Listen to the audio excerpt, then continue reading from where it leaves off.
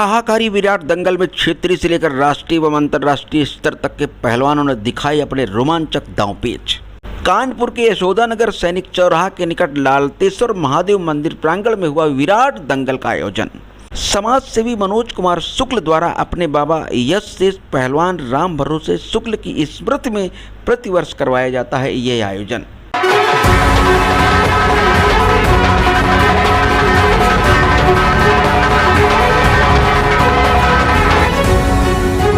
नमस्कार, global news service Kanpur के यशोदानगर सैनिक चौराहा के निकट लालतेश्वर महादेव मंदिर प्रांगण में 21 सितंबर 2025 को देर शाम तक चले हाहाकारी विराट दंगल में क्षेत्रीय स्तर से लेकर राष्ट्रीय एवं अंतर्राष्ट्रीय स्तर तक के पहलवानों ने अपने रोमांचक दांवपेच दिखाकर हजारों की संख्या में उपस्थित दर्शकों का जमकर मनोरंजन किया।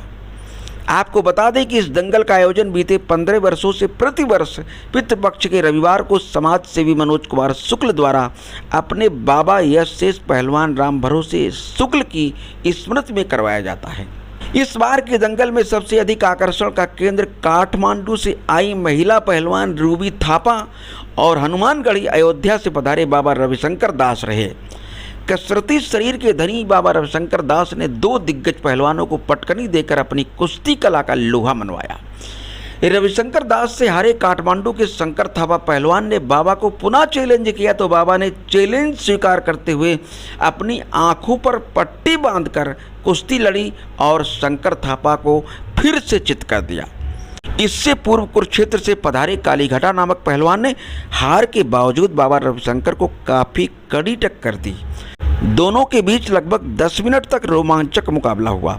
वहीं बेहद छोटे कद की काठमांडू से पधारी रूबी थापा ने कुश्ती के बीच डांस करके लोगों का खूब मनोरंजन किया और पहली कुश्ती में प्रतिद्वंदी को जबरदस्त पटकनी दी, परंतु अपनी दूसरी और सबसे महंगी 31,000 रुपये पुरस्कार वाली कुश्ती के लिए उन्होंने अपने से 3 गुना बड़ी कद काठी वाली गंगानगर राजस्थान की पहलवान रानी से हाथ मिला लिया। दोनों के बीच काफ़ी देर तक रोमांचक मुकाबला हुआ, परंतु अंत में एक कुश्ती बराबर पर छूटी। क्षेत्रीय पहलवानों में सर्वाधिक आकर्षण का केंद्र अंश पांडे रहे। उन्होंने 2 कुश्ती लड़ी और दोनों में ही प्रतिद्वंदी पहलवानों को जबरदस्त टक्कर देते हुए चित करके खूब तालियां बटोरी। अंश के पिता ख्याति प्राप्त परशुराम अभिनेता पंडित प्रदीप पांडे स्वयं में अच्छे पहलवान हैं तथा शास्त्री नगर एवं खोया मंडी में अखाड़े का संचालन करते हुए नए पहलवानों को निःशुल्क प्रशिक्षण देते हैं। हाहाकारी विराट दंगल के रेफरी की भूमिका का निर्वहन पंडित प्रदीप पांडे ने ही किया था। कुरुक्षेत्र की धरती से आया हुआ मेहमान पहलवान कुरुक्षेत्र हरियाणा उनकी जवाबदारी में है धर्मनगरी हरिद्वार रंगे हुआ बदल दोनों खुंडों पर रंग हो रहा है। रंगे हुआ बदल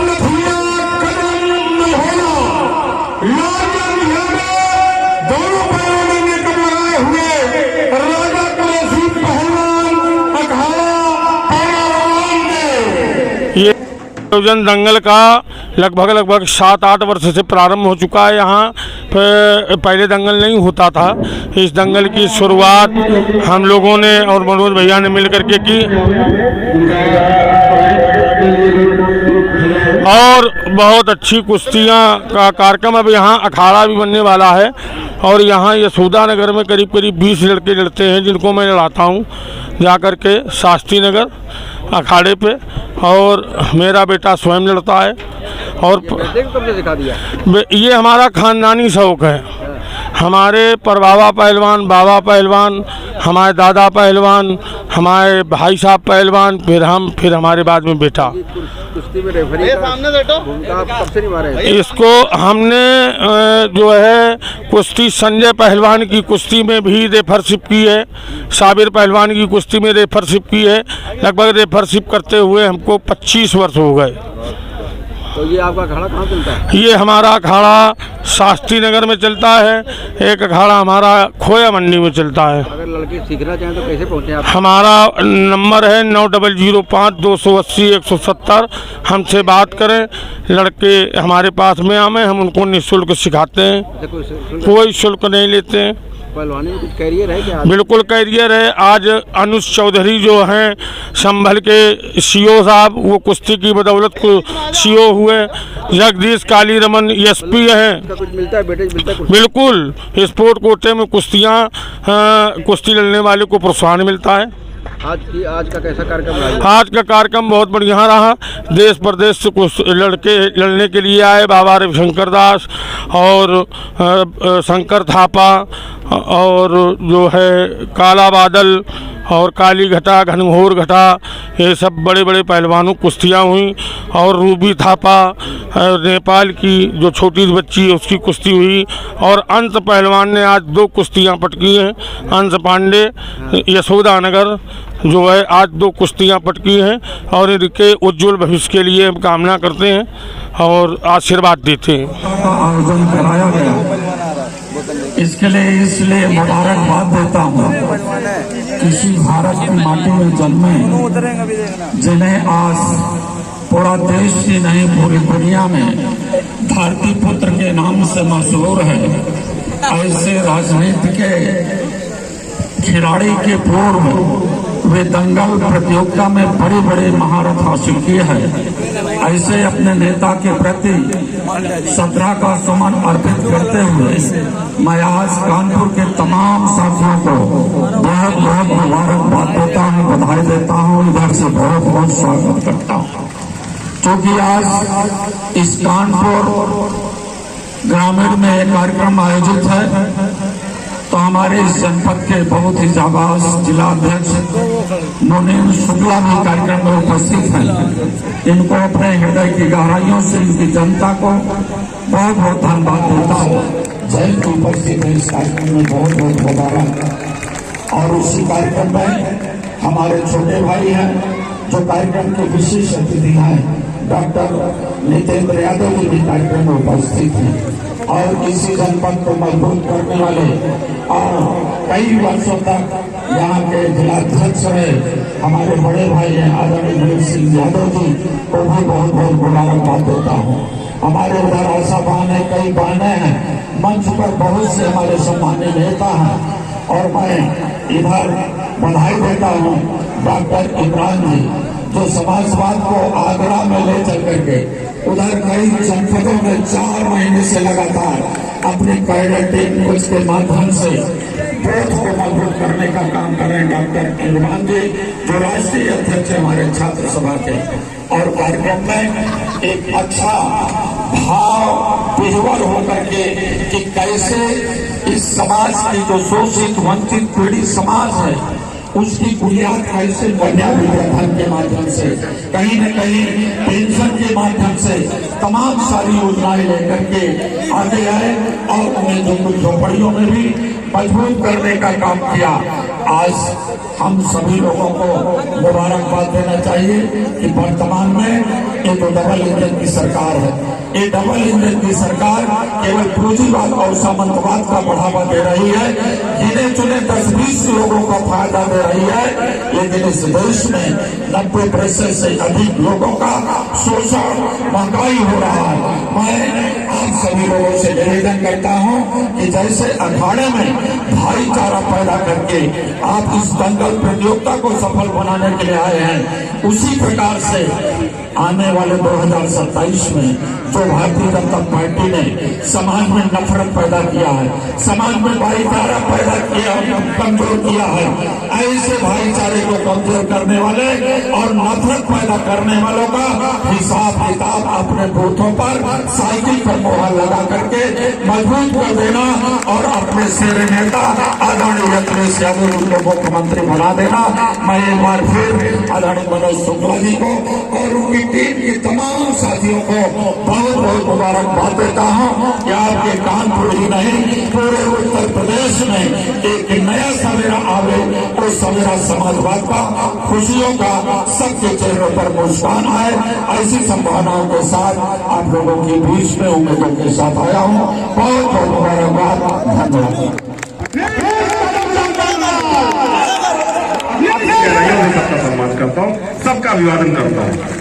तमाम ऐसे हमारे यार मित्र दोस्त, ऐसे हमारे सम्मानित सदस्य जो मंच पे नहीं है, उनसे भी क्षमा प्रार्थी करते हैं, उनका भी सम्मान करता हूँ। क्योंकि चेष्टा सभी की होती है कि मंच मिले, लेकिन मंच सभी को नहीं दिया जा सकता। तो सभी से अपेक्षा ये है कि आप माफ करेंगे, क्षमा करेंगे। मंचासीन हमारे बहुत सारे सदस्य, सभी लोग सम्मानित हैं। किसी 4 का नाम लेके 2 का नाम छोड़ दें तो हमें लगता है ये उचित नहीं रहेगा। तो मैं सभी लोगों का सम्मान करता हूँ और खासकर सभी लोग हैं, मैं किसी के नाम लेके कंट्रोवर्सी नहीं करना चाहता हूँ। आप सभी का यथोचित सम्मान करता हूँ। जहां तक मेरी आवाज जा रही हो, आप सभी का यथोचित सम्मान करता हूँ। साथियों, विशेष बात है, इस जो आज ये निरंतर 10 साल से हमारे बाबा स्वर्गीय पंडित राम भरोसे शुक्ला स्मृति स्थल पे कार्यक्रम नियोजित होता है, आयोजित होता है, तो ये हमें लगता है ये आप लोगों के आशीर्वाद का प्रताप है कि मैं इस प्रकार के कार्यक्रम हो पाते हैं और मैं कर पाता हूँ। मेरी अपनी क्षमता नहीं है, लेकिन ये आप लोगों सबके आशीर्वाद का प्रताप है कि ऐसे कार्यक्रम करने की मतलब साहस होता है और उसके अनुकूल संसाधन भी होते हैं, तब ऐसे कार्यक्रम हो पाते हैं। तो सभी लोगों का अभिनंदन, बधाई। और एक विशेष बात, चूंकि मैंने सुबह फेसबुक पे भी डाला ये बात कि ये कार्यक्रम कराने के पीछे एक ही उद्देश्य है। अगर इस कार्यक्रम से इंस्पायर होकर, प्रभावित होकर हमारे नौजवान साथी जो है, अगर 10, 20, 50 लोग भी इस तरफ मुड़ जाते हैं, जो हमारी ये परंपरा विलुप्त होती है, परंपरा भारतीय सभ्यता संस्कृति की परंपरा, इसकी तरफ अगर कुछ लोग भी परंपरा इससे प्रभावित होकर इस तरफ बढ़ जाते हैं, तो हमारा ये कार्यक्रम कराना सार्थक हो जाएगा। और यकीन मानिए उन बच्चों का भी जीवन सार्थक हो जाएगा। क्योंकि आजकल हर बच्चे का 2 से 10 घंटा तक मोबाइल पे समय बीतता है, स्क्रीन टाइम बीतता है। हम लोग अपनी परंपराओं से दूर होते जा रहे हैं। मैं ज्यादा बात नहीं कहता हूँ। विशेष बात, ये तो दंगल हो ही रहा है, हमारा भी दंगल 2027 के लिए नियोजित है, बिल्कुल नियोजित है। और मैं आप सभी लोगों से इस आशीर्वाद की अपेक्षा करता हूँ।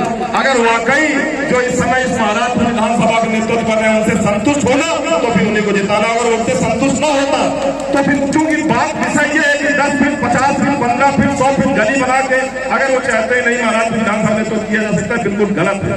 चूंकि जो हमारी वाकई जरूरतें हैं, चाहे वो हॉस्पिटल के विषय में, चिकित्सा क्षेत्र में हो, चिकित्सा क्षेत्र में हो, सबसे बड़ी बात है जो नौजवान साथी उनके रोजगार के विषय में, अगर कोई भी नीचे से ऊपर तक, पार्षद, विधायक, सांसद, इसके बाद ऊपर तक के लोग, अगर कोई भी हमारे नौजवान साथियों के उसके लिए काम करते हो, रोजगार के लिए कोई बात करता हो, तो आप बताइएगा। आप बिल्कुल ईमानदार से बताइए कोई आपके रोजगार की बात करता है, जबकि हमारी सबसे बड़ी जरूरत है।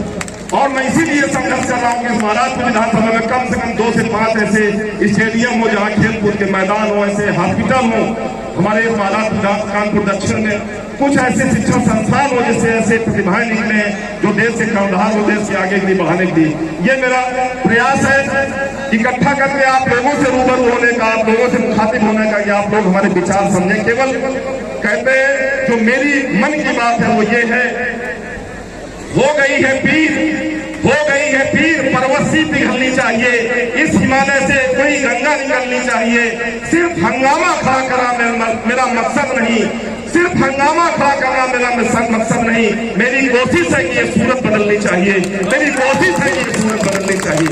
मैं इसके लिए प्रयास कर रहा हूँ। आप सभी छोटे भाई, बड़े भाइयों के आशीर्वाद और छोटे भाइयों के स्नेह की अपेक्षा करते हुए अपनी बारी को विराम देता हूँ। पुनः सभी को आभार व्यक्त करता हूँ। जितने साथी, जितने नौजवान लोग यहाँ उपस्थित हैं, हमारे पत्रकार बंधु, हमारे जो मीडिया कर्मी हैं और हमारे पुलिस कर्मी हैं, जो लोग भी इस कार्यक्रम के सहयोगी हैं, सार्थक समर्थक हैं, उन सभी बहुत बहुत धन्यवाद।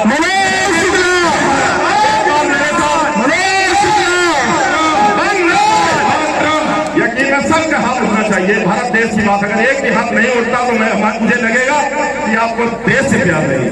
वंदे जय हिंद, जय भारत। अरे शुक्ला जी, भैया तो इसका पहलू बढ़ाइए। देखिए, शुक्ला जी का कहना है कि जब सरदार भगत सिंह का कहना था, भैया सरदार भगत सिंह का कहना था कि जब आगे होगा पाठशाला और पीछे होगा व्यायामशाला, तभी हमारे देश के बच्चे बलवान और बुद्धिमान होंगे जो देश की रक्षा करेंगे। अरे रुक जाओ, देखिए शुक्ला जी का कहना है कि कुरुक्षेत्र में खड़े पार्थ को मैं समझाने निकला हूं और घायल पड़े जटायु को मैं गोद उठाने निकला हूं। निकला हूं सबरी की कुटिया में दीप जलाने को और पत्थर पड़ी अहिल्या को सम्मान दिलाने निकला हूं, सम्मान दिलाने निकला हूं। एक बार जोरदार। कार्यक्रम संयोजक समाज सेवी मनोज कुमार शुक्ल ने सभी आगंतुक पहलवानों की भूर प्रशंसा तथा उपस्थित दर्शकों को धन्यवाद ज्ञापित करते हुए आयोजन के बारे में ग्लोबल न्यूज को बताया कि विलुप्त हो रही प्राचीन कुश्ती कला में दिलचस्पी रखने वाले पहलवानों को प्रोत्साहित करने के लिए स्वर्गीय पंडित राम भरोसे शुक्ल की स्मृति में प्रतिवर्ष पितृपक्ष के रविवार को विराट दंगल का आयोजन होता है। क्या है आज का आयोजन, कैसे रूपरेखा बनी, कब से चल रहा है? देखिए, ये कार्यक्रम लगभग 15 सालों से, क्योंकि हमारे बाबा भी पहलवानी में रुचि रखते थे, तो उन्हीं के नाम से पंडित स्वर्गीय राम भरोसे शुक्ल जी की स्मृति में स्मृति स्थल बनाया था। और 15 सालों से लगभग कार्यक्रम, ये हमारी भारतीय सभ्यता है जो सुसुप्तावस्था में जा रही है। कुश्ती है, बड्डी है, ये हमारे पुरातन खेल थे और आज इनका कोई वो नहीं है। तो इस वजह से ये कार्यक्रम लगातार लगभग 15 सालों से। कब होता है ये गरु दिन के किसी भी संडे, जो ये पितरपक्ष वाले होते हैं, पितरपक्ष के किसी भी संडे को, वो अपनी सुविधा अनुसार हर बार डेट बदल जाती है, लेकिन होता पितरपक्ष में ही। तो इसके कैसे सही संरचना कैसे करते हैं, पहलवानों को कैसे कॉन्टेक्ट करते हैं? नहीं, उसके लिए तमाम लोगों के नंबर हमारे पास ऑलरेडी, चूँकि 15 साल करते हो गया, तो जहाँ अखाड़े हैं उनको सूचनाएं भेज दी जाती हैं, वो सब लोग आ जाते हैं। तो इस 15 साल से क्या रिस्पांस रहा है इस कार्यक्रम का? कुछ इफेक्ट समाज में कुछ दिखाई पड़ा जो आपका उद्देश्य है? देखिए, हमारा उद्देश्य है और उस उद्देश्य के लिए हम लोग लगातार प्रयास कर रहे हैं। अब समाज में कितना, इसका कोई सर्वे तो कराया नहीं, लेकिन फिर भी प्रयास है कि हम अपनी जो सभ्यता है सब। जब कार्यक्रम होता है तो अगर लोगों को उत्साह तो लोग संपर्क करते हैं, बड़ी कब कार्यक्रम करा रहे हैं, लोगों का न्यूज रहता होगा कि जल्दी हो कार्यक्रम, समाज में आए लोग।